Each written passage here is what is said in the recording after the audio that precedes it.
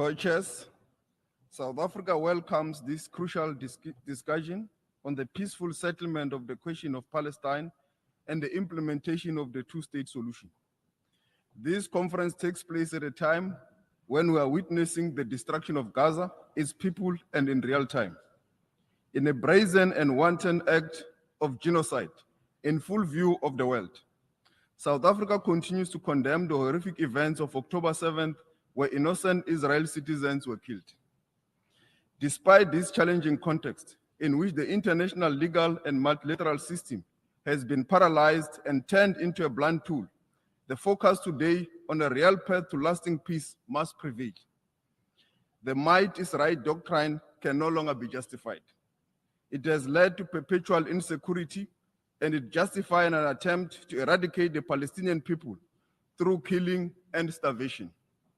Co-chairs, South Africa hopes that this conference will plot a real path forward, based on concrete actions for the creation of a Palestinian state existing peaceful and side by side with the state of Israel, along the 1967 borders with East Jerusalem as its capital.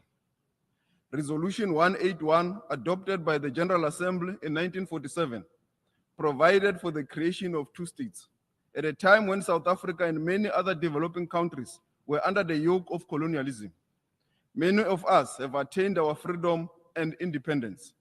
However, the inalienable right to self-determination of the Palestinian people guaranteed under international law has remained elusive for close to 8 years.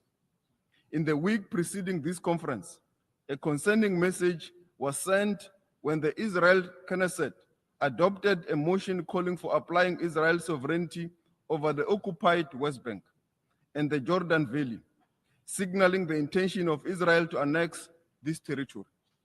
This could effectively bury the two-state solution and continue with the blatant violation of international law, including UN resolutions and the ICJ rulings, which have given hope to the people of Palestine.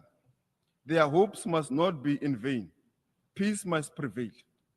Co-chairs, South Africa is anti-war and prefers dialogue over violence. South Africa would like to stress the following points as fundamental to restoring the credibility of the two-state solution.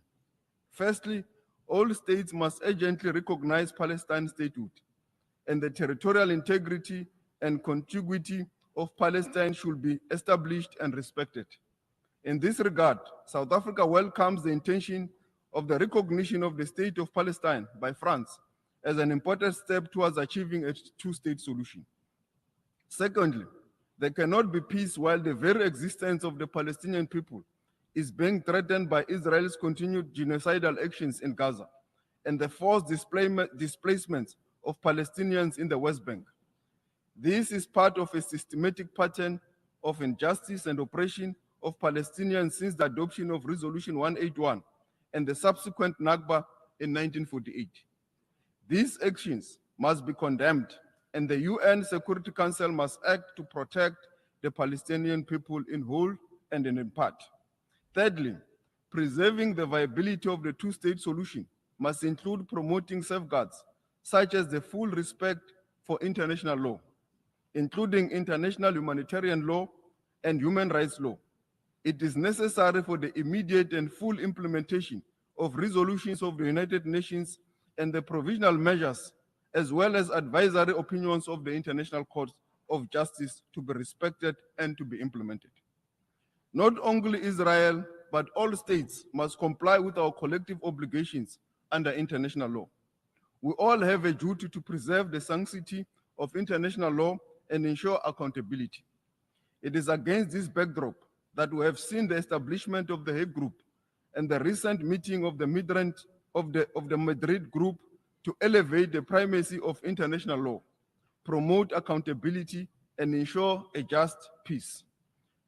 Finally, all obstacles to two-state solutions should be removed.